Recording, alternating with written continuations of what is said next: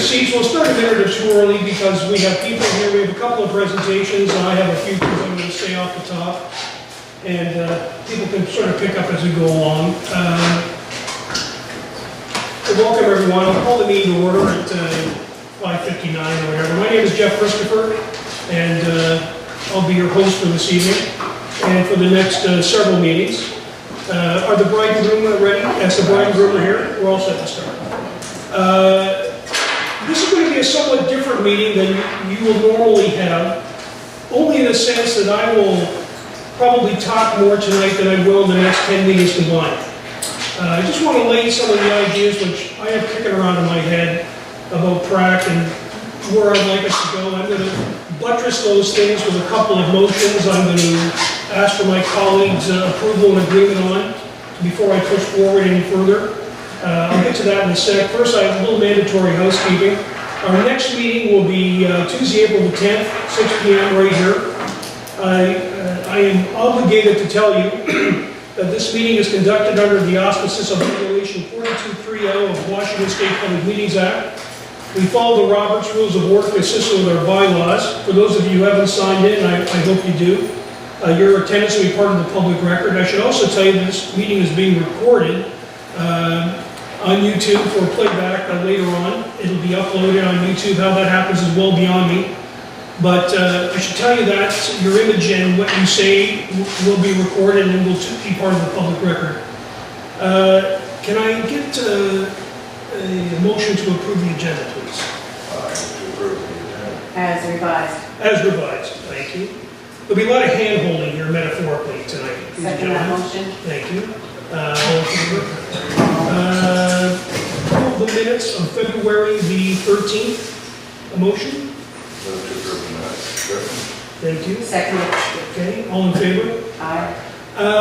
Very, very quickly, I'm going to rise on a sort of point of personal privilege here, just to say a couple of things and talk about some ideas I have going forward.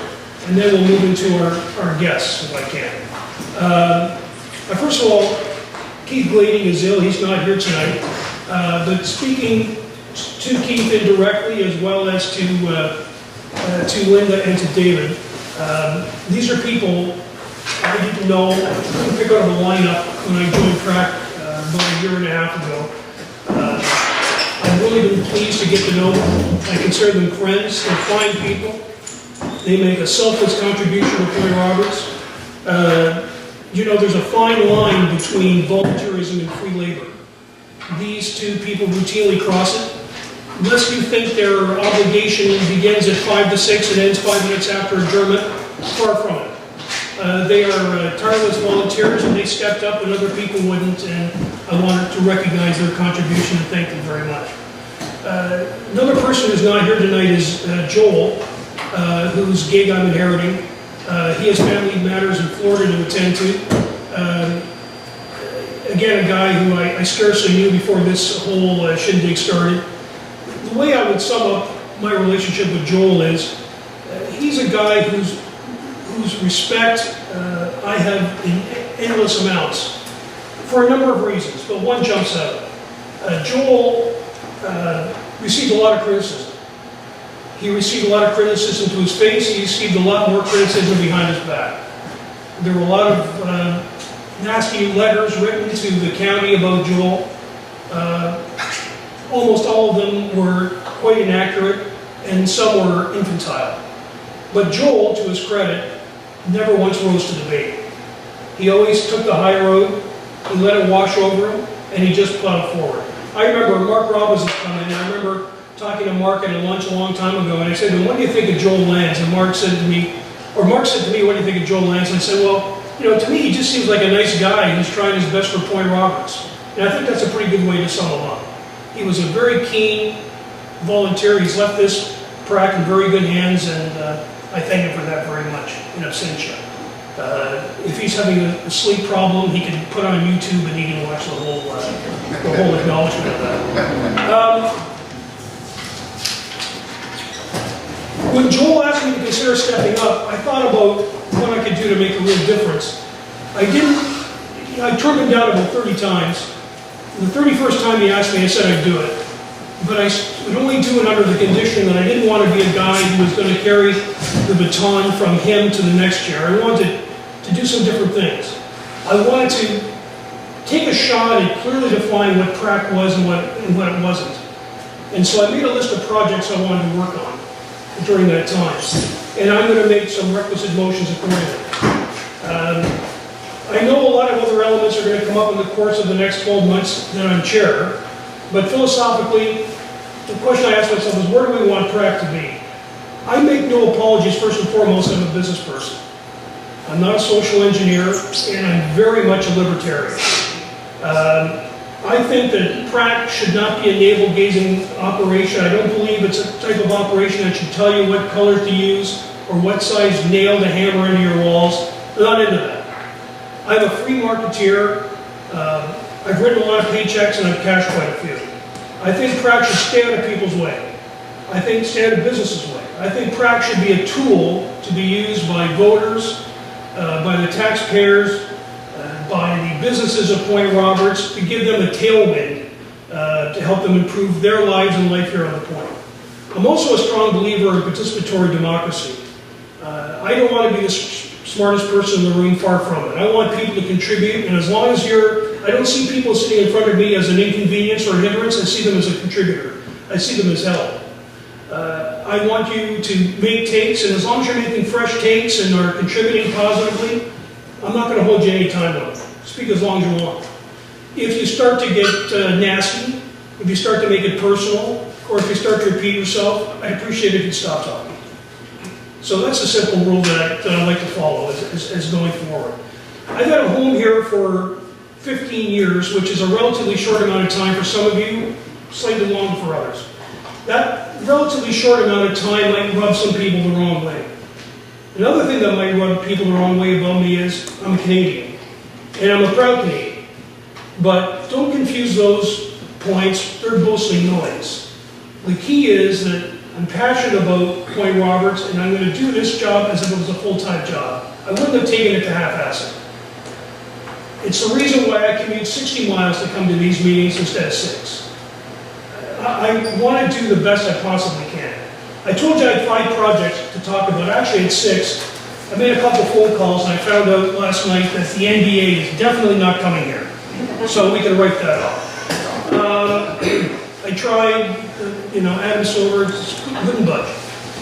I want to talk about solid waste because we have John Wolpers and Jeff Hedges, who are not only 2 great people, but they're 2 great civil servants and 2 great friends of Point Roberts. Simply put, ladies and gentlemen, this is my take, and we can talk about this as much as you want, and my friends and I will talk about it amongst ourselves as well. If we don't eliminate that opt-out clause, the clause that allows property owners to excuse themselves from what virtually every other community in North America has, and that is mandatory curbside garbage collection, that service will cease to exist. It is a totally unworkable business model. I've seen the audited books, Whatcom County has seen the audited books, and Olympia has seen the audited books. The current vendor is potentially one broken axle away from insolvency. And if it was my business, I probably would have closed up and gone. We should demand better and more innovative service from Canada. I agree with you. But we can't do that until we have a viable, stable vendor in place that's solvent and can afford to undergo those changes. We have to put the pressure on these 2 gentlemen, and I'll put the pressure on them every week, to manage the hideous rent that our vendor pays here on the Point. Can you pay $750 a month for that transfer station to rent it? The average rent for a transfer station in Whatcom County is $50. Why is one $750 and the other $50? Because the county, in a very ham-fisted way, is trying to mitigate their exposure from the lawsuit they had with the previous vendor and claw some of that money back. That's ridiculous, because the people here on the Point are bearing that price. And I'll be on you like stink on whatever to get that change. Because we have to take that money and plow it back into things which are going to help Point Roberts solid waste collection, like heavy pickup, like improved collection facilities for recyclables, for a composting program, and we've already talked about that in Bellingham a couple weeks ago. So this is really very, very important to us. It's not about personalities, and it's not about settling old scores. It's about doing what's best for Point Roberts. And guys, we're going to need your help to make that happen. And we're going to talk about that in a few minutes. I want you to imagine for a second that your 85-year-old mother has a breakdown in her car along APA Road on a freezing cold November night. Or that your teenage daughter locks herself out of the house in nothing but a t-shirt under similar climatic conditions. Or come up with your own scenario where someone you love and care for is in similar peril. What is the common denominator in those scenarios? When they pulled out their cell phones, they got no service. When Joel first talked to me about this gig, I wrote down the words 4-bar service. And I didn't know how to frame it. And it was our friend Pat Grug who framed it for me. Because 4-bar service in Point Roberts isn't an amenity. And it isn't a luxury. It's a matter of public safety. It's an essential service. And I know a lot of the backstory because Steve Wolf's told me a lot of the backstory about Verizon's inadequate licensing, their relationship with the tower's actual owners, and the Canadians having their cell signals swamped because of their proximity to the Verizon tower. But there has to be a way around it. And I think one of the reasons that Tyler Schroeder was here for the voters' AGM a couple weeks ago is because when I was in Bellingham that day and a couple of other days, we asked a lot of questions to Whatcom EMS about cell phone service as a matter of public safety. I'm going to be in Southern California in a few weeks, and with the permission of my colleagues, I intend to ask a lot more questions at Verizon's Logistics Center in Irvine.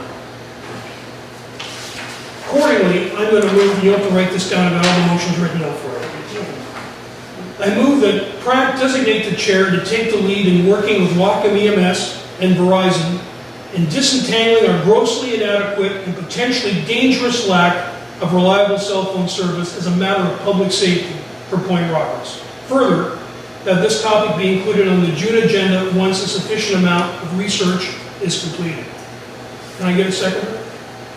I'll second for discussion. Go ahead.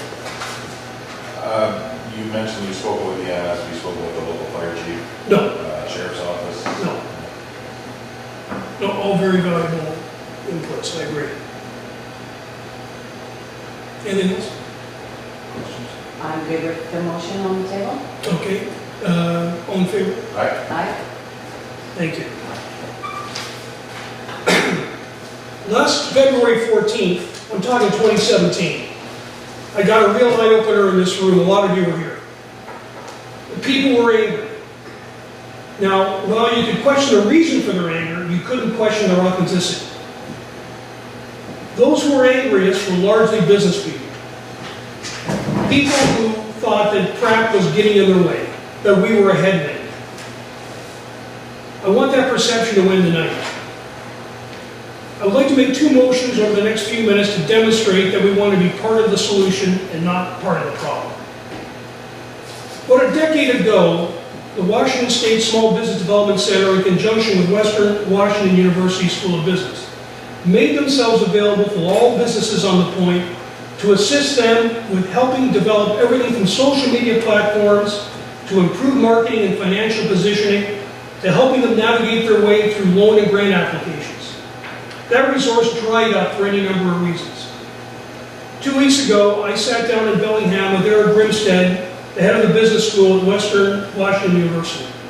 They are keen to relaunch an outreach program, and they're sold on coming here to Point Roberts. They just hired a new coordinator, and again, with permission of my colleagues, I will liaise with that individual and schedule a series of seminars with small business community here on the Point. Firstly, an overview, all interested, and then Whatcom County will organize a series of one-on-one seminars for individual businesses, whether they have 1 employee or 50. All this will be at no charge and will take place starting in the late summer, early fall. It is part of the plan for PRCAC to be a tailwind behind small business prosperity, not an obstacle in their way.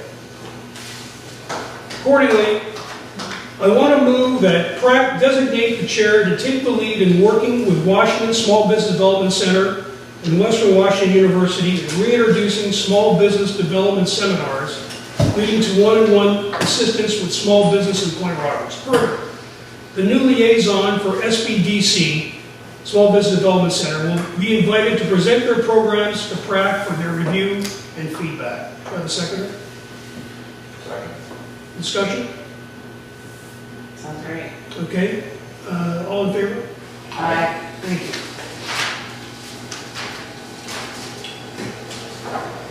2 weeks ago, the day Jack Klaus was in town for the Borders AGM, I was in Seattle talking to representatives from the Secretary for Housing and Urban Development, as well as the Washington State Institute for Public Policy.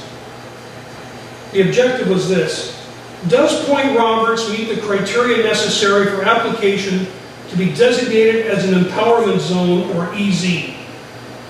Now, two meetings don't make you an expert, but I do know that such a designation by the feds provides the opportunity for a combination of grants, tax credits for businesses, and other benefits. On its face, the unique character of our community should make us the poster child for empowerment zones.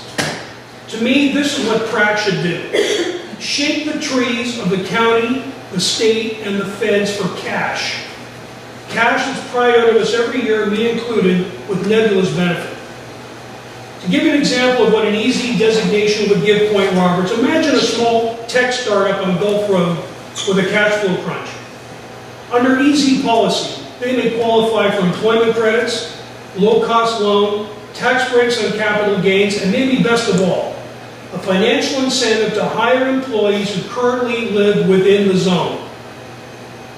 It's a tangible incentive to entice potential workers to move here, buy homes, and become established here. Now, for me, and with the approval of my colleagues, this is an opportunity too good to not follow up on. Accordingly, I'm going to move that PRCAC designate the chair to take the lead in working with appropriate state and federal agencies in ascertaining the eligibility for Point Roberts to obtain empowerment zone status under federal law. Further, either the chair or ideally an appropriate representative of the program make a more formal presentation this summer at a future PRCAC meeting. Do I have a seconder? Second. Any discussion? Nice work. Next. All in Next. favor? All in favor? It seems like forever that we as a community have been talking about TBD funds, Transportation Benefit District funds, yet nothing has been done about it. With the blessing of my colleagues, that changes tonight. To me, it's as simple as this. Every dollar sourced from the gas tax pool has to go through one simple filter. How does that dollar benefit Point Roberts the most? And as a community, not neighborhood versus neighborhood. I'd also remind you that $1 million doesn't go as far as you may think. So please bear that in mind. Someone in Bellingham the other day went as far as to say that we should just start paving shoulders, and when we run out of money, that's it, call it a day. Sort of a shoulder to nowhere. And also, keep in mind, where does the responsibility that Bellingham has to the taxpayers of Point Roberts end and spending TBD funds begin? Now, I'm a proponent of a crawl, then walk, then run approach to spending TBD funds. I don't believe it's a blacktop or bust fund. I think there are other ways to skin a cat and think a little more abstractly. A few weeks ago, I had a conversation with my friend Scott Happelman, who's here tonight. Apart from being Water Commissioner, Scott is president of the Point Roberts Garden Club, and I don't have to tell you about them, or about Scott for that matter. They're probably the signature civic organization of Point Roberts, from their annual garden tour to the numerous numbers of volunteer hours put in, making our community all the better. But now Scott and the Garden Club had a serious issue. The signature project of that signature group, the Tyee Beautification Corridor, stretching from Benson south to Tyee, south to Gulf Road rather, was and is in peril. Too much upkeep and not enough free labor. All those years of effort, not to mention the cost, down the drain. Could the county help? I took the problem to Joe Rutan and Brian Walker in Bellingham. Their initial solutions, although well-meant, were not exactly inspiring. Wackham's concept of landscaping, as described by Joe, is taking a combine mower and passing over everything at 35 miles an hour, flattening it to grade. That, they'd be glad to do, they'll be up tomorrow. Well, Joe, what else have you got? Well, elsewhere in the county, when more finely tuned landscaping is required, Public Works recruits their own form of free labor. First-time offenders in minimum security prisons don their jumpsuits and their hose and come out to the gardens. Now, call me crazy, but I couldn't see busloads of young men in orange jumpsuits passing through 2 international borders without a shirt. And I also strongly suspect that not many of them have a nexus. But there is a way around it.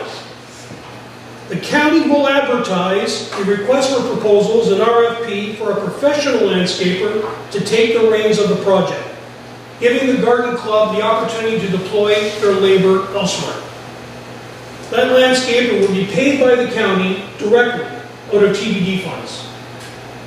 Given that this landscaper would probably be a local, another win. Money directly into the pocket of a Point Roberts small business. Is this a bank-breaking deal? Well, if you roll the numbers, say over a 3-year contract with the county, the total bill would amount to about 0.9 to 1.1% of the total available TBD funds. In my opinion, it's a great crawl before you walk, before you run project with winners on all sides. This past week, Joe Rattan emailed me green-lighting the project pending PRCAC approval. I'd like to call on Scott to just hopefully buttress my argument as he talks about what's going on. Scott, please. Okay. Well, it's difficult to buttress the argument because it's pretty straightforward. It's interesting to note this whole project started about 20 years ago when the trees were first put in. And they actually used gas tax funds to do that at the time. So it's sort of carrying on with something that actually got started a while ago. And originally, I think the idea was to just do something nice and then take care of that. About another 10 years after that, in other words, 10 years ago from now, the idea came to put in the mounds between the trees and plant all the daffodils, thousands and thousands and thousands of daffodils. And it was at that time that they kind of passed a hot potato to the garden club to maintain this and kind of watch after it, with the understanding that the county would help when we needed it and so forth. So we've carried on along that way for a good 10 years. And then along that line too, both input from the community and from the club itself. We said, look, you know, the daffodils are really nice, but once they're done, we just have rows of graves up each side of the street, you know? And we either put tombstones on them or we do some more plantings. And so the idea was to then connect them, put in more plantings so there's a year-round interest. And that was wonderful because that gave a focus for the volunteers club to focus on these feature mounts, and that's what we call them, the ones that burns across from the gas station up by the bank and so forth. Over the years, because our main funding is from the garden tour, and so we keep scrolling that aside and with the intention of using those funds to both maintain and improve the landscaping, but also to hire out professionals to do the more onerous tasks of the mowing and the whacking and so forth and so on, which basically 3 guys in the club have been doing for the last 4 years, or almost 5 years. Once we started to hire some people to do the actual work, we realized, man, we're going to burn through our funds way too fast. We're going to spend it much quicker than we can bring it in with our garden tour and our garden sales and so forth and so on. So it was at that point that we had some meetings and decided, it's logical. It started with the help of the gas funds. It can continue with the help of the gas funds. And the interesting thing here that I'd like to mention, at least from the club's point of view, is that we're not proposing to abdicate our involvement with tying and the beautification of it. it's not so much that we have a problem with putting in plants, maintaining plants. In fact, we're getting ready to buy about 130 yards of topsoil to put on all the mounds and invest in more plants and so forth to maintain it. That's not the problem. The problem is the manpower. And over the years, the club was starting to kind of turn into a sort of a unpaid department of the public works. And a lot of people were actually even reluctant to join the club because they figured, we're going to have to wear an orange jumpsuit, along with our shovel, so that's changed. So what basically what's happening at this point is that the club would still be landscaping, we'd still be purchasing plants, we'd still be using our funds to get topsoil, compost, all that kind of stuff. On the other hand, the most onerous tasks especially during the summer, of the mowing, and the whacking, and some of the harder weeding and trimming of blackberries and so forth and so on, would be hard out. Because we just simply don't have the manpower to do it anymore. Too many weak backs and busted knees. So thanks for listening to me. He sits before you. Nice stuff, right? Sure. It's not everybody's cup of tea to spend TBD funds this way. I realize that there's a certain school of thought which says, pavement is king. I'd ask the two of you, because we've got two empty chairs here, to think a little outside the box on this one. The B in TBD is benefit. This is the portal, the gateway to Point Roberts. And to let it fail through a lack of effort, or that's no one's fault, would be criminal. So I'm going to move that PRCAC endorse the Joint Garden Club Whatcom County Public Works project as discussed here this evening. It also agrees to designate the chair to act as liaison between the two bodies as the Garden Club works with Public Works in constructing the request for proposal. The chair will report on the progress on a meeting-to-meeting basis as required. Do I have a seconder? Second. Okay, discussion.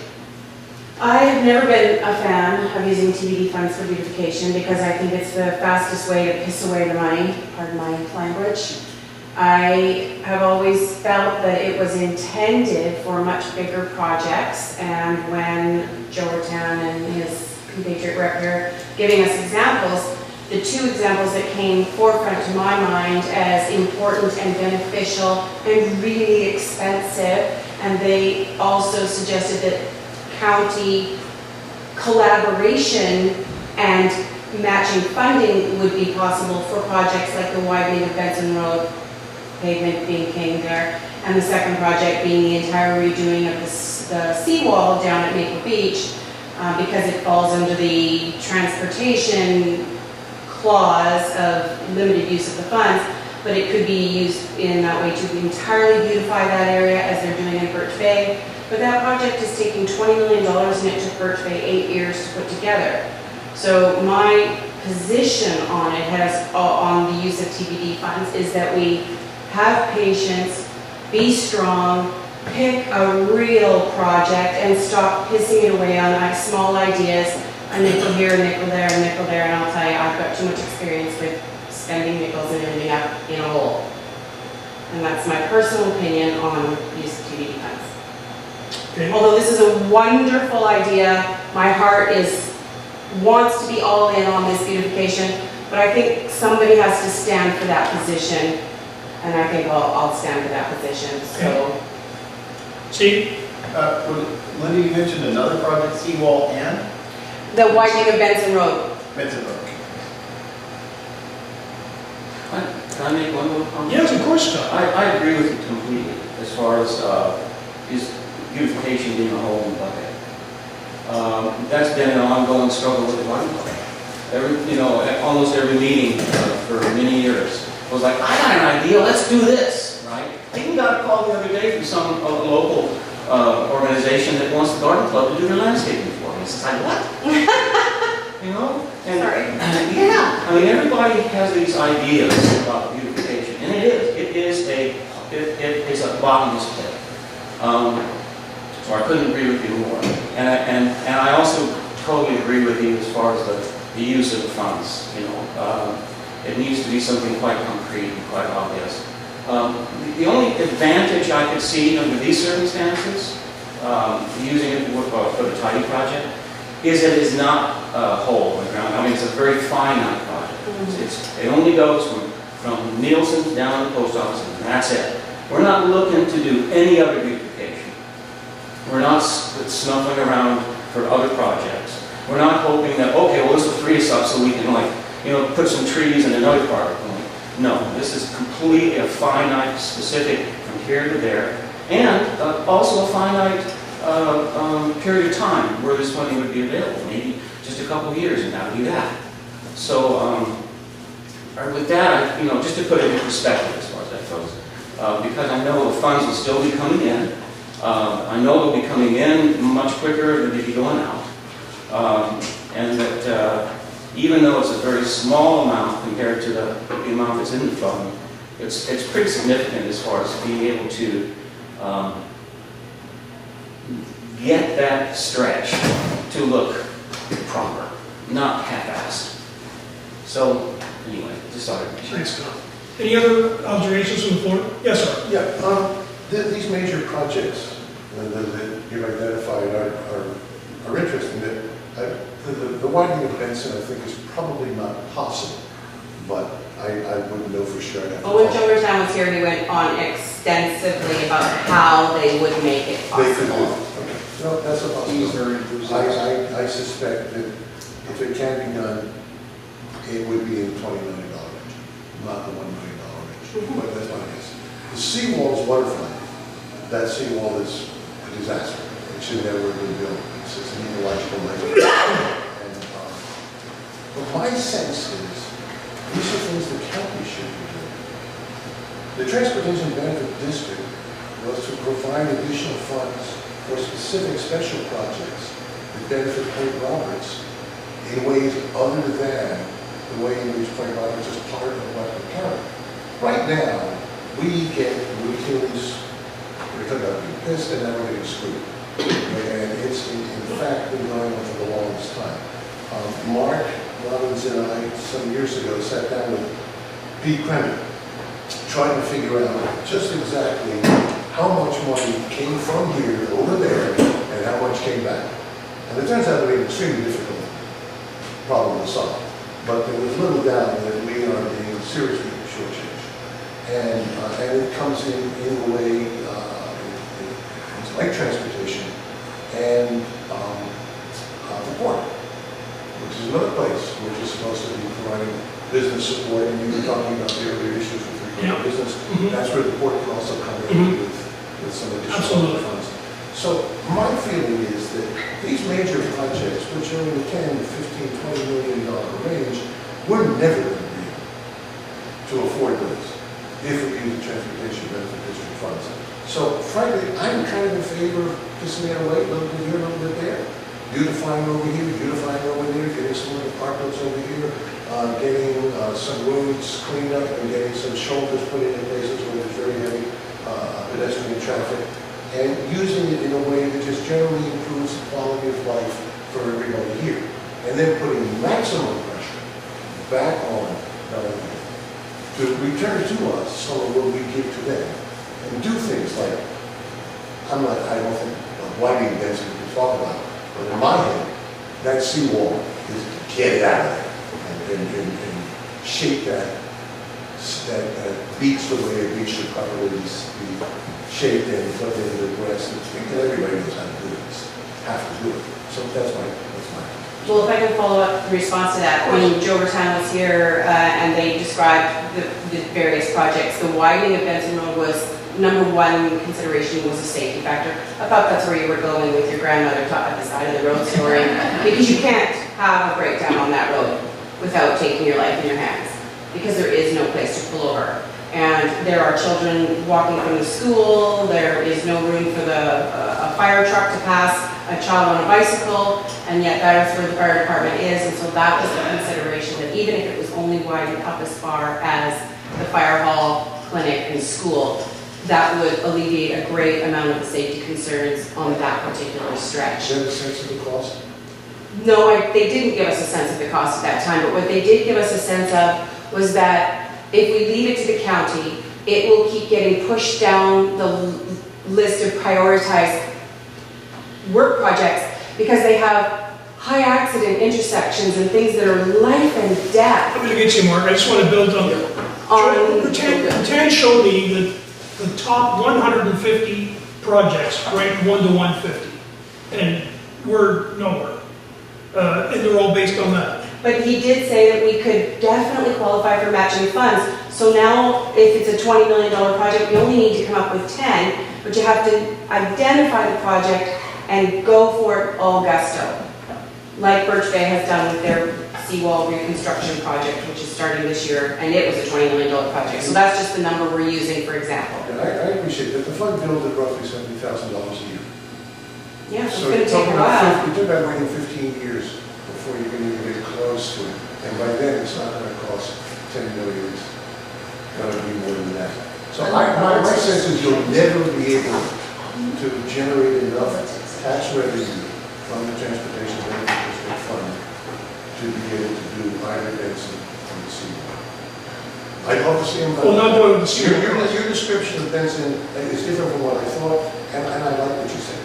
I don't disagree with it at all. My problem is the cost. Well, it definitely was brought up at the voters meeting to the county executive as being one of the key concerns and a high priority. And he was taken aback a bit by that and was going to be looking into it. I forwarded an email to him I haven't received back because he was away last week. And he's supposed to be responding to me this week because I did bring that point up in my email.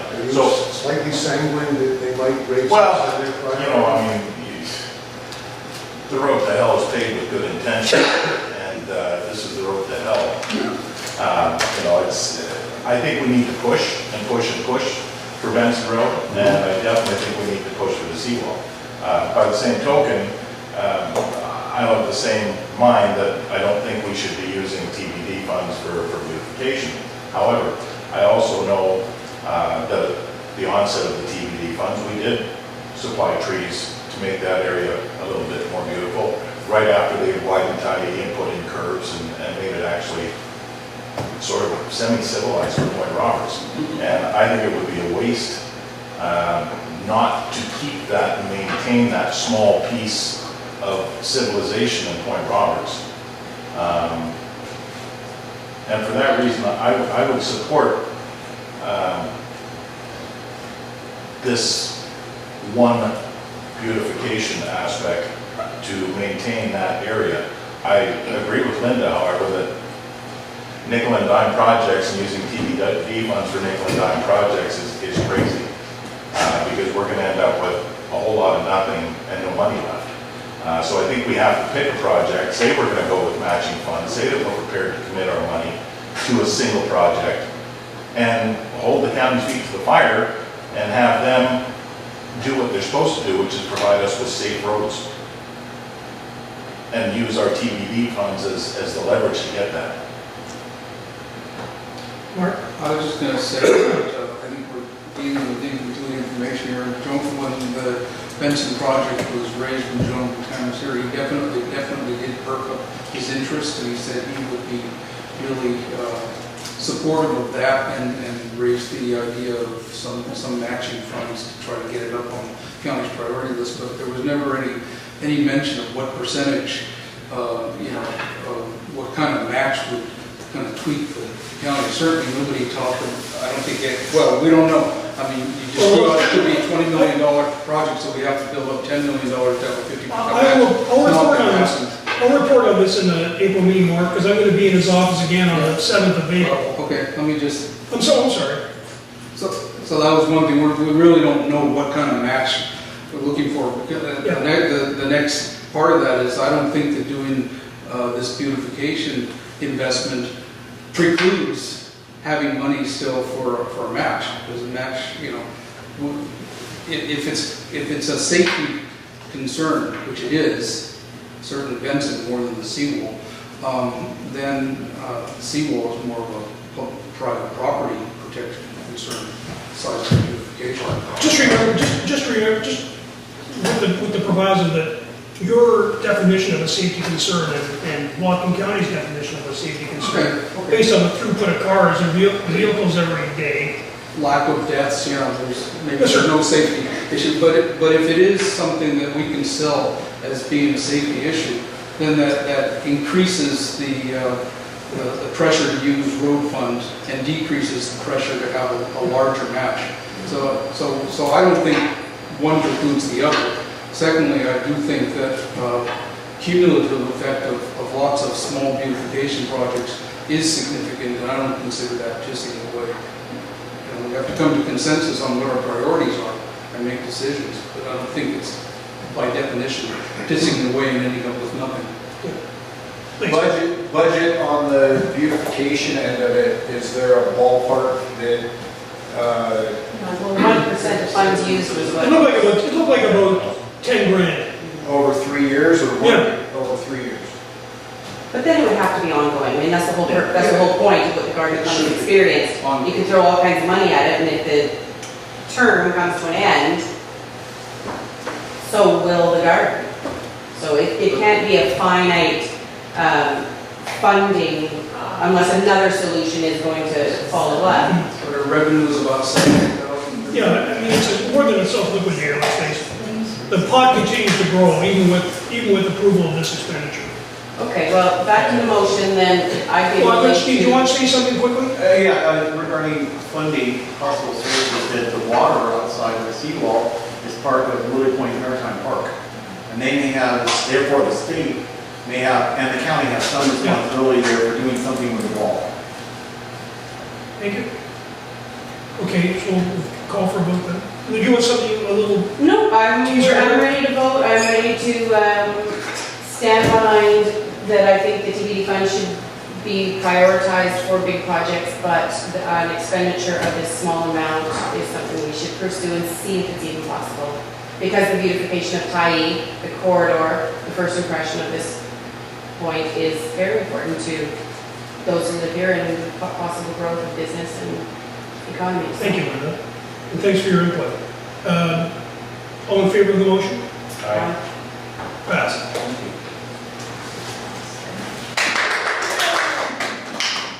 I would be the first. Hey, that's it for me. Nothing more to say. Thank you for your patience as I waded through all that. Let me reintroduce. You know them from Las Vegas when they opened for Penn and Teller on the weekends. John and John Wolfers and Jeff Hedges. As I said before, great friends of Point Roberts, and really have their hands on the wheel of this project. Live from their palatial offices on Gerard Street in Belvedere.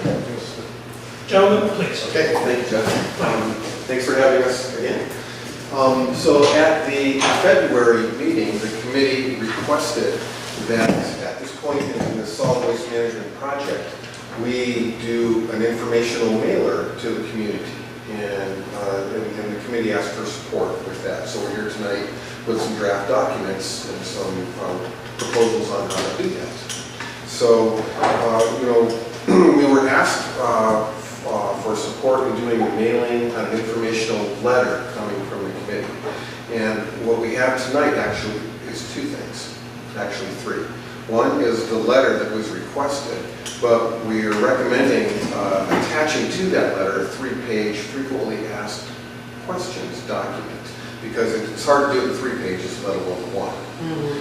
And then in the FAQ, we are also saying that we're making a number of other documents available on our website for those that want deeper information, such as the UTC 2010 final order, the tariff, the survey updates to the council,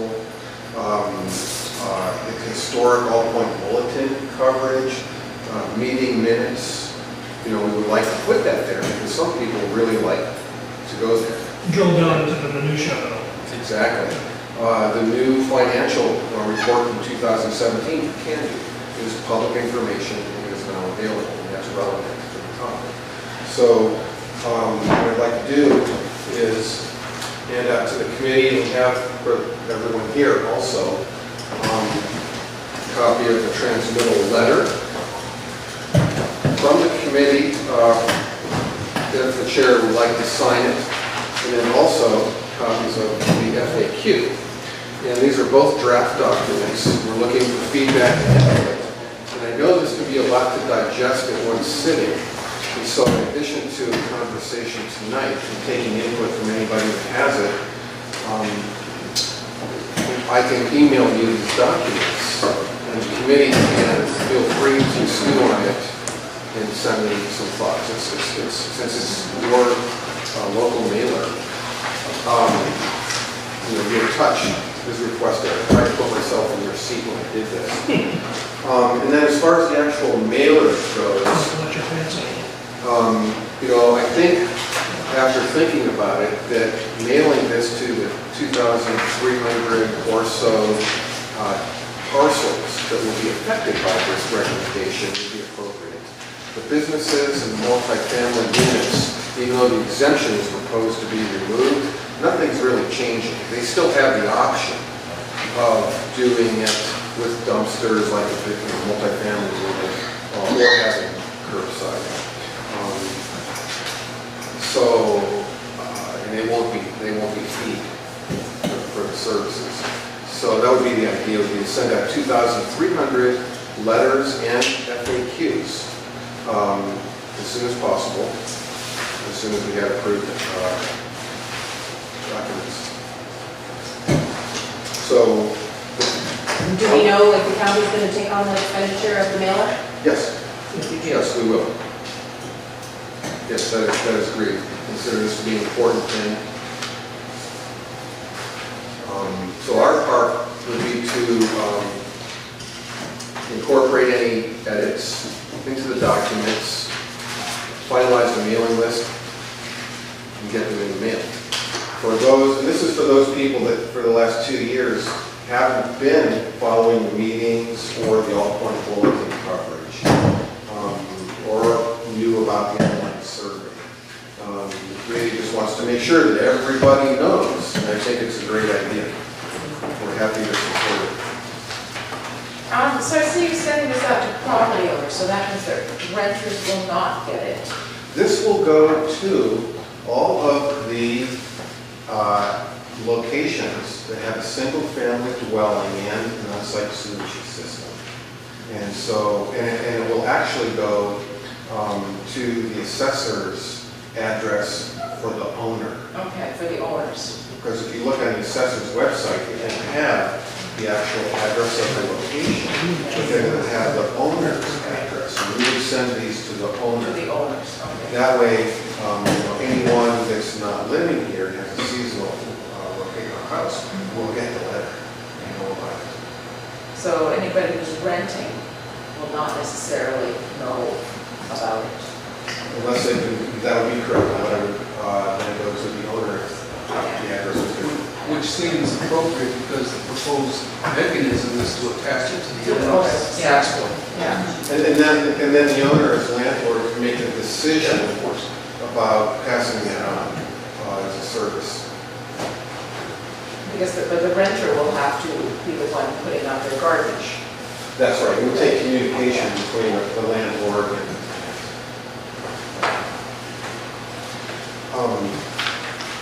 so this is a lot of information to put in some short documents. What I'd like to do is make sure that the transmittal letter is kind of Yes. what you guys Yep. want.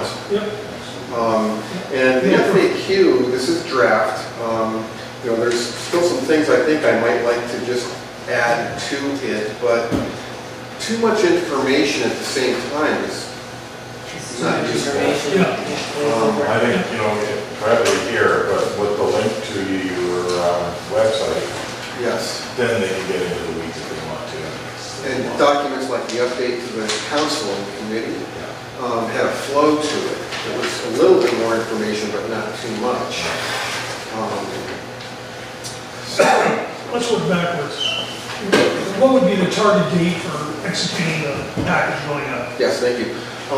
As per the critical path analysis, right, when we back it out, in April, public hearing before council was the original idea. Because we then need 60 days to renew a tariff, right? And by November, we have to get tax parcel data to the treasurer's office for a January implementation. But the thing I'm most sensitive to is the person that has to buy trucks, hire people, get routing software, update their website, and talk about, get the containers for recycling. All these implementation, operational details have to be worked The out. first council date you met, what is the actual day of the month? Well, they meet every other week, and so we can do that whenever we want. As far as this mailer goes, our approach is going to be to farm this out to apply digital. As soon as we have these two documents and a mailing address, we give them to them, and their people, same day, produce it and get it. So we can do a mailer somewhat expeditiously. Expeditiously, I think I missed something in the translation there, so it has to go before council first, and the earliest they'll see it is April. Oh, I'm sorry, this can go out now. Okay. And, you know, when we're ready, then the next step is for the jurisdictional authority for the solid waste district to hold a public hearing and consider these recommendations. Right. Okay? Because until they do that, Can-Do cannot apply to renew their tariff under a new scenario. Okay? You know, in the scenario that we're talking about, and this is what we'll be putting online, is the, you know, I keep going back to the 2010 final order from the Utilities and Transportation Commission when Arthur went out of business, okay? Because in this document, they refer to the exemptions as the main reason, right, for the lack of economic viability. And in the All Point Bulletin, we go back to 2001, and that's what they were saying. That in the larger areas of the county, the exemption process worked because they had economies of scale. There's so many people still doing it, it would work. But the experts at the UTC in the garbage business looked at, right, the low density here, the remoteness, and conflicting county ordinance that say you had to have curbside collection, but anyone could get an exemption. And they cited that as the reason for the main reason for the turnover. And they said that nothing was going to work until we addressed those issues. So, you know, we're finally doing that, and it's the county council that has to kick it in gear. So if we assume that, let's pick a date, I don't have my calendar in front of me. What's the first Saturday in April, or second Saturday in April? 7th? First Saturday, Yeah. 7th. Are you thinking about the town hall? Yeah, I'm thinking if we were to have what the objective, ladies and gentlemen, all along was to have you know, the marketing is going to be the real devil here. We were proposing to have a town hall on a Saturday. A date, I'm not sure, I guess that's all right. April the 14th, I'm just picking a date, that's a Saturday. That would allow, if we were to turn this around, say, in 72 hours from now, and then they're going to be in their hands within 7 days, that still allows 2 weeks to read it, drill down if you wish, digest the information, and then come or say, geez, I don't have to go to the town hall. I now know what, my question has been answered. Or, geez, my question hasn't been answered. I'm going to go to the town hall. So that 2 weeks will be the determination. So would that be the 14th? If we had the town hall on the 14th to disaster-proof things, and then, you know, on the 16th, I call you and say, Jeff, go forth, my son. What happens next? We will then put the proposal before the council committee. Yeah. And that would happen whenever the next bus is going by, which would be at most 2 weeks hence. And we could schedule a public hearing at the same time that we're scheduling the town hall. Right. Right. So the town hall would be before the public hearing by that 2 weeks. And if something untoward happens, we can always drop our participation. Yeah, that timing works. All right. Jeff, I don't know if this is enough to change your timeline, but a lot of those property owner addresses are in Canada, so like a week. Well, I mean, I can send a letter to Britain in a week. I mean, Yeah, that's Bridget. Be surprised. I don't know. Is that a shot at the Canadian Postal Service?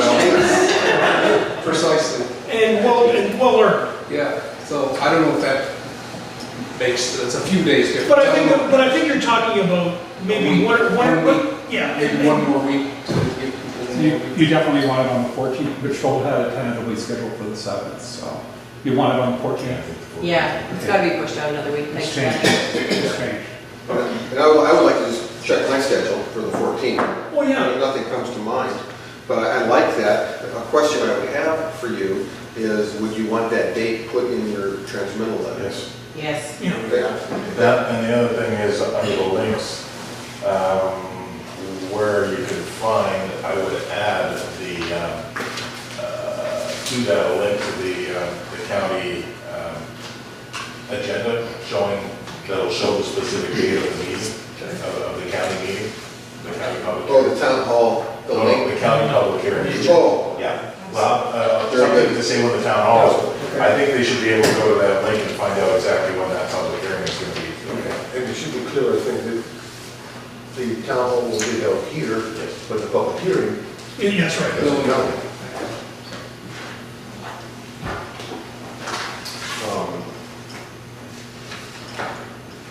Clear on that, John? Yes. All right. Correct. Got it.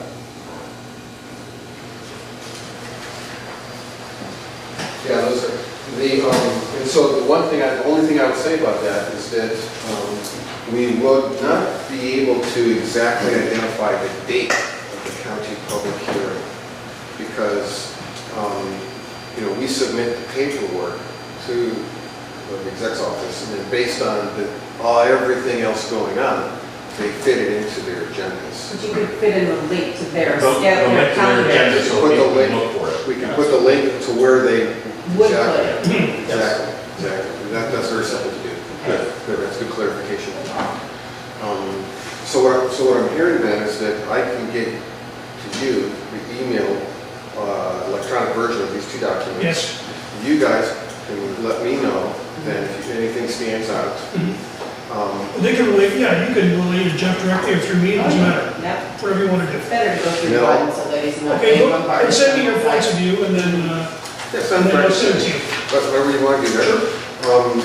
And I will add those two pieces of information to this. And check our calendars for the 14th. Go ahead, please. Shouldn't all of the Horn Arms community, the registered voters and the chamber and all of the different groups get a chance to have their say and advise to PRCAC before we jump right on this, on what is going to be stated? I think they have been Push it doing back that for a year and a out half. slightly. I Pardon? think those organizations have been providing their input for a year and a half. These discussions have been going on and our members have been gone back to their organizations and come back with. I make a good point, Joel's not here, I assume that Dave speaks on behalf of the chamber. And tomorrow night, we'll talk about this at the taxpayers meeting. And if some of the taxpayers directors says, oh geez, this is stupid, or, then we'll waive that in, we'll put that in. And they can weigh in to county council directly. Of course, And as a writing private in citizen. person. And they can organizationally take a position at the town hall and at the public hearing. That's right. Any other questions, ladies and gentlemen? Yeah. Please. With our Washington Administrative Code, on the building, it states how in 480, 70, 396 above, you can bill 1, 2, or 3 months for the garbage service. So now if you're putting it on taxes, you're billing for a whole year. That goes against our code. So what we are doing is not billing for a service. You are incurring a fee on your property tax bill. That is a separate issue. We've met multiple times with our county treasurer who has vetted this. So if you would like to email me with a specific WAC and a specific comment along that line, I would be happy to entertain it in detail. Well, I keep getting back to the problem of why it's getting put onto our property taxes. We're already taxed to death. Everybody's taxes just went up. We don't need another $200 fee that we have to come up with twice a year. If Can-Do kept doing his own billing on 1, 2, or 3 month, or offered a deal, you pay the whole year, get 5% off. So number one, it's not $200 twice a year. $100 It twice would a be an year. estimated $200 for the whole year. $100 twice a year, as opposed to being able to still pick your own level of service, as his tariff has. You can sign up for a 20-gallon mini can, 32-gallon can. I'm totally for removing the exemption. Everybody should have, I have it myself, everybody should pay in, but we shouldn't be penalized by having to pay for more service than we use. And we should still have the choice of the level of service, albeit the minimum that is the standard throughout the county. You get to pick one 20-gallon mini can or larger, and I just don't agree with the minimum set. I appreciate that. You were next. Go ahead, please. Can you explain to me how other small communities like ours, whether it be Lummi or whatever, because there's all sorts of other small communities like us, how do they do it? There are other small communities that are not as remote, even though they have low density. Yeah. And they're part of, for example, you mentioned Lummi. Okay. Lummi is a part of Sanitary Service Company's territory as a hauler. Sanitary Service Company has tremendous economy of scale. They have the whole city of Bellingham, and then they have most of the county, part of the county that Nooksack Valley Disposal doesn't have. Nooksack Valley Disposal handles, your remote county areas, but there are so many of those areas that they have tremendous economy of scale. So the exemption process, while it diminishes the number of people participating in the curbside approach, they still have economy of scale. Plus, they don't have to run a transfer station because they're not 2 countries away. Okay, the transfer station operation here compounds the problem. As Jeff mentioned, not only is Can-Do paying that extra $700 a month to pay off the old settlement, but they're also, now the whole idea of this is after we work on curbside collection and our critical path analysis, we're then going to talk about the transfer station, because that's a depreciating asset that needs work. Better websites and better hours would be nice. But the problem right now is not only do you have lack of economy of scale in curbside collection, which Can-Do is required to provide, which they're just one broken motor. They lost $9,500 last year in their financial report from the UTC. Just like Arthur did, they're losing money. And so, when that happens, you're just one step away from losing service. And the one thing we absolutely do not want is to lose service, okay? So back to the transfer station. Can-Do, not only are they paying that extra money, they can't raise their rates without the county approval. They have higher costs for shipping and disposal. They're working out of a small constrained facility that it's what if you have a long line? Does the county take that into consideration when they're looking at our rates? That we have higher costs? Say that again? Does the county take that into consideration when they're looking Yes, at the they do. rates that we have higher costs? They do. The problem on the curbside end of it, okay, because of the conflicting county regulations that the UTC pointed out in 2010, right, we only have 300 curbside customers. Now, Can-Do has not raised their rate since 2010, since they took over, okay? And so the feeling right now is that even though they should be more, they should be higher just due to inflation after 8 years, if they renew their tariff for a higher rate, at 300 will go down to 200, and then you'll have even less economy of scale, and then those financial losses affect the operation at the transfer station where they can't raise prices, right? And so then you have the company go out of business, and then we start from scratch. Please. Not you, Mark. You're next. Okay. I was a proponent last year of having mandatory collection, okay? The $9,000 or $9,500 that he lost last year, that's the $9,000 for the transfer station that he's paying for the county. So first of all, I think the county needs to deal with that before we start paying. The other thing is, the amount of money that you're talking about right now, you're increasing my current payment by 52%. Okay? I have a 20-gallon can that's barely full every 2 weeks. So, and the other thing is, I don't think we're going to deal with the issue of garbage floating around, because practically every week that I have garbage out, I have to run out and pick it up for the garbage men before they get there, because the raccoons have been into it the night before. Well, you have to secure them. Don't put it out the night before. In the city of Toronto, they came up with a raccoon-proof garbage can. It twists, okay? They can chew through just about anything. They can seep to. I bought a can with a steel can with a handle, okay? My husband can't figure out how to get the handle off, but the raccoons have figured it out. Okay? I have So, bought them. bungee cords and this handle that locks on the top of it, they can still get into it. They chew through the bungee cord. They can take the lid off. Okay, well, I'm here. What about the people who have left for the weekend with their garbage sitting out for pickup on Monday? Okay, that's what I'm getting at is, I think we need to rethink this issue. This is where it stands. I am not opposed to having a mandatory collection for everybody of about $10, and they can use that as a credit towards whatever service they want.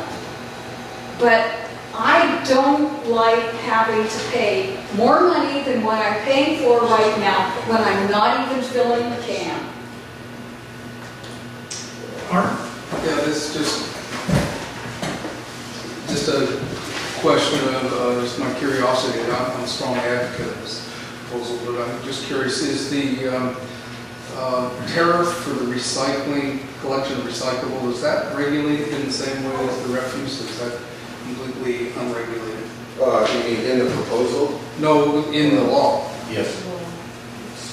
Right in the tariff, both. It's in the tariff. Yes, it is. Oh, Yes, so those are both subject Curbside to, garbage and recycling are both subject to it. so those tariffs are both have to be approved by the It's regulator. one tariff that describes all of the services and all of the costs of the services. Okay. So yeah, recycling is regulated by the UTC, just Okay. like the garbage Thank you. part of it. Please. Another issue, when I lived in the city of Tacoma, I paid $15 a month for a 32-gallon can every week. Now I pay $11.66 or 33 cents every 2 weeks for a 20-gallon can. We had a $10 a month credit for recycle, $8 to $10 a month credit. We don't get any credit for recycle. So- We pay for recycle. So what you're, understood, so what you're seeing here are the challenges of living in Point Roberts. It is remote, it is low density, it is low economy of scale. Right. The city of Tacoma has tremendous economy of scale. So, the idea here is that for about maybe $17 a month, estimated approval by UTC, twice a month pickup of a 32-gallon can with recycling is pretty darn good value. Now, in Bellingham, I don't fill my can up every week, okay? That's in 200, so that comes out to about $200 a year for a significant infrastructure development project that provides significant community service. If you go over to Canada, across the border, they're paying a whole lot more than that. Okay, if you look, the income is going to go to practically $465,000, okay? I don't know what he's getting right now, but when you practically double the income, why? So, Why that increase? What's it paying for? And I don't really think that we need that level of service here. I'll answer There's that a lot of question. people. So if you talk to the people in the industry, having a customer base of 2,300 is still small. You have to buy trucks, equipment, train and retain people, and routing software and websites, and the extra costs of going through Canada to dispose of it. But at the end of the day, what happens here is that Canada does not get to say, and we, the county, does not get to say what the rate will be. The UTC approves the rate, and they are like the military. Their engineers and their lawyers and their commissioners are very good about saying what is a fair price for an area. And our concern is if we don't do this, the price is going to shoot up because Canada is going to have to renew their tariff. And you're going to see transfer station costs go up. You're going to see curbside collection services, both of them go way up.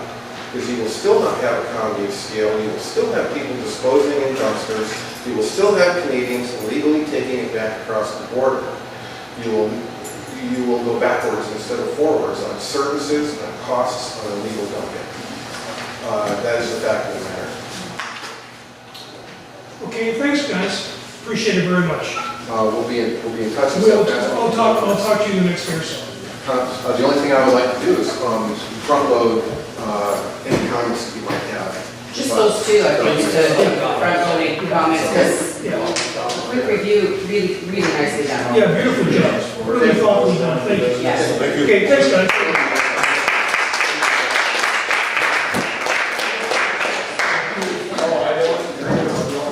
Okay, folks, Steve O'Neill is waiting very patiently there. He's got all his show and tell stuff. Big boards, all things, something that rolls out of a tube. Fireworks. We're at the point, can I have some of the forum here? We're at the point where we're talking about Blackfish Resort under new business, 755 Marine. Steve, the floor is yours. Thank you. If you could come up here, Steve, because we're videotaping the show. That's right. And show us your good side. Thank you. I am. That is your good side. We're at the point in the permit process of Blackfish Resort where we're going in for final approval for our permit. I started this in September of 2003. And so it's a long, drag-out process. And you'd think by now it would be finished, but got some other notes on there. I'm getting my final comments back from the county on the latest engineering next week. So at this point, they've sent something to the PRCAC indicating that they actually sent copies of all the plans. Yeah. So what I want to do is I want to kind of show you what we have at this point. Our final engineering, our final design elements won't be done until they give us final determinations on what, for example, what our roof styles are going to look like and whether we can have dormers and this sort of thing. There's a lot of things that we don't even know about yet, even after all this time. So I'll show you what we have, what we turned in, what was approved. I have copies of all the plans and everything that was done, and I'll answer any questions about what we're doing. What was approved when we finally first did this was this is the perspective drawing of what the resort is going to look like. Some things may in fact change. For example, there may not be dormers. Their balconies will probably be inset and not outset. But we don't know yet because they have not completed their calculations on the roof design. We have roof height limitations throughout Point Roberts. But the existing building, this is the roof line of the existing building, at least up to a point, it's this height. The roof height is actually listed in the county as being 23 feet 7 inches tall, but it's really 30 feet 1 inch tall. Okay? And the reason for that is the way roofs are calculated. We do not have a calculation here for absolute height. There is an absolute height limit of 45 feet in Point Roberts, but the roof height calculation is 25 feet. However, that is an average of the roof, which means if you have an A-frame roof that goes all the way down to the ground, your roof height might be considered to be 9 feet tall on a 40-foot tall structure. So some things are going to change a little bit. But what's not going to change is we're not going to raise the height of the building as it exists. It's 30 feet tall. We are adding a second story, and essentially the old cannery building, and I did bring copies of the plans. The old cannery building basically is this, with a partial second story on it. We're adding a second story to it, and we're adding another section over here, and that will have a second story on it as well. Nothing will be any taller than it is today. We are going to have, we were approved for 32 rooms. We'll probably wind up with 26 because we're trying to improve some of the interior space. The foreshore is going to stay looking just like this. Obviously, we're not touching any of the logs. We do have a landscaping, a pretty extensive landscaping plan that was approved, allowing us to do all the things we really wanted to do. TBD funds for that? Not that. Although I gladly accept it. Just for the maintenance. Consider it done. The garden club's not going to help. Well, it makes one phone call. So, I do have full plans. You can see everything is done. There are some potential changes, but the basic design, I can't change the footprint of it. The footprint of this was approved in December of 2009 and cannot be changed. The square footage can't be changed. The only thing that can be changed is some design elements, the steepness of the roof, the number of windows, that's really, but even the windows are regulated. You have to have a certain amount of sunlight and daylight come in. So there's going to be minimal changes, but it is a cannery. It is going to be a cannery-style building, and inherent in that is it's probably going to have a metal roof like it does today. It's probably going to have mostly a wood exterior, but the details of that, you can't make all the final determinations on the final design items until you know how steep your roof has to be and that sort of thing. In general, though, we're building essentially will probably be a 26-room resort. It's an eco resort. It's designed to have 2 restaurants. It's got a spa, and it's got indoor and outdoor spa facilities. And in addition to that, we've got a brew pub, what's called micro distillery going in there as well. And we will be open 365 days a year, at least at one of the restaurants. So it is possible to get food and beverages every day. I'd be happy to, I'll lay out the plans that I have so you can ask, but we will do a presentation with an architect and the design firm sometime later in the summer after we are forced to finalize all these decisions. The basic process for going through this with the county is a bit difficult, and they know they've been a great partner to work with.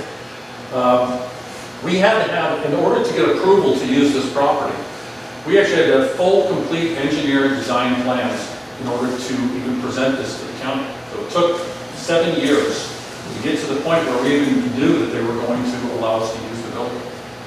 So we decided not to do any more of this work until we have basic approval. And so our approval is imminent.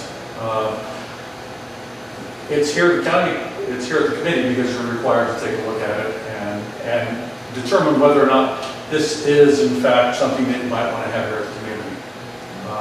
The details, there are fewer and fewer details because of the character plan, which I'm very familiar with. I was a keeper of it for 9 years. The character plan had a lot of restrictions that are no longer in force. Most people felt that they were detrimental to businesses in the community. And the new things are mostly codified things. They're things that are in the code that require you and restrict you to do certain things. And those I had to agree to many, many years ago. So when the final design elements are approved, we'll have a public hearing. We'll have an architect, a design firm, everybody up here, and answer any questions that you have about this. And we'll do a full presentation here at the community center. So, any questions that I can answer for you this time? I asked my colleagues, did they have first crack at it? Do you have any questions? No? No, thank God. Brent, any good? Well, for people who aren't here, is it possible for you to put a copy of the plans as maybe a PDF on your website, on the Blackfish lab site, a link there so people can look at it in the future?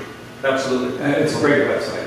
It really shows off what you want to do. Thank you. I'll go ahead and add those to it. I'll put PDFs of this up. Some things are going to change, but like I said, most things are, like I said, a lot of things that are immutable on this. Our landscaping plan was approved in 2009. And I'll put it up here in just a minute to take a look at it. And we can't really change much of that. when you start dealing with shorelines, they're extremely restrictive about the way you do things, and I had to go through not only a conditional, all lodging is conditional in Point Roberts. You're not allowed to just open up a hotel or a motel. It has to go through public hearings, and it took 6 years even to get the hearings. But in addition to the conditional use permits for Walker County, we had to do shoreline conditional use permits, which they restrict what you can do with any piece of property. This cannery, which was built somewhere around 1929, and is 17,000 square feet, its only approved uses in 2003 when I took it over, and it's true today because the permits haven't been issued, is as a hair salon or a bake shop. Until these permits are actually issued, that's all you can really use it for. That's right. They're restrictive, but I think in the long run, they do protect our community and they protect our environment. So I don't have any issue with that. I don't have any questions, but just a comment that sometime back, I got a chance to get a full tour of the existing facility and looked at all the plans and how things are going to be developed. And it's one sweetheart project. It's a beauty. And we get something flying. We have jobs for people. You have people coming in, but they're looking for places to live, buying businesses, and that plus the golf course, the marina, and various other projects that are emerging. Things just might look good in the future. Steve, please. Thank you. Yeah, regarding the design guidelines, when would that be? You see, you've got so many details left. Probably late July, early August. Okay, so you bring that. Once these things are done, Yeah. we have an architectural firm, King Architecture has been working on this since 2004. So they would come to the committees and Right. present. They would come and present everything and all the data. At that point, we'll have chosen what size boards we're going to have and the type of sign. But there's nothing in the county codes in 2072 that are restrictive that we feel impinge on what we want to do in any way. Because you've been respecting it all along. Oh, yeah. Because you started with the character plan when it was a character plan. You've already been before your this board to bring your, so you kept that in mind all the way along. When I first made my presentation to the hearing examiner, they wanted to know all about the character plan, and they tried to find the representative of the character plan, and there wasn't one. I happen to, you know, Arthur, I happen to have the plan, and no one has looked at it or issued or done anything with it for almost 9 years. I haven't had it in a box. I inherited it at some point. So I actually brought that down to the county and went over it. And even then, there was some talk about the things that were so restrictive that it dissuaded businesses from coming here. But I still respected it, and I actually put in my written plans that I would follow the plans. So I don't see a Joe deal. did it last year. It was just right. Two questions. Mark, go ahead. Two questions. One, will you bring back dinner dances? What? Dinner dances. There used to be dinner dances on that building. And secondly, I think they were even black, this was before my time, but I think they were even black tie. Oh, yeah. Right? I remember that. Yeah. Ballroom dinners. Ballroom dinner, great. And second, when did you actually go before the hearing examiner and get the conditional use permit, and does it roll over, doesn't it expire? It's been dragged out? I actually it took almost 6 years to get the hearing. My hearing was on December 12th of 2009. And then they didn't issue their approval for it for 3 months. And I've kept it current since then. I've had to do additional work, but it's current. And we're literally a couple of weeks away now, probably, from issuing the permit. The engineering was done in 2009. I've had to redo some things, but because they've changed the requirements and a whole new set of building codes. We used to have, a new ICBO set of codes that control what we do that weren't even in effect back then. So I had to redo all the engineering, that sort of thing. So I would imagine by mid-July, early August, we'll go ahead and have a public meeting with everything. And we'll bring this before the county, before the council, and then get feedback from the public as well. We had a number of public hearings over the years about the project, and fortunately, we've got extremely positive reviews from everyone. he was patient and. Anything else, ladies and gentlemen? I thought that I was patient. My wife is decidedly firm that I'm not smart enough to quit. Well, thanks very much, Steve. Just so important, thank you.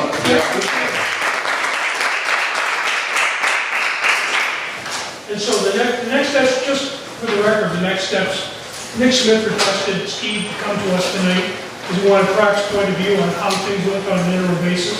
So I'll send him a positive email tomorrow morning, and we'll keep the party going. Thank you. Thanks. I'll keep posted. Sure.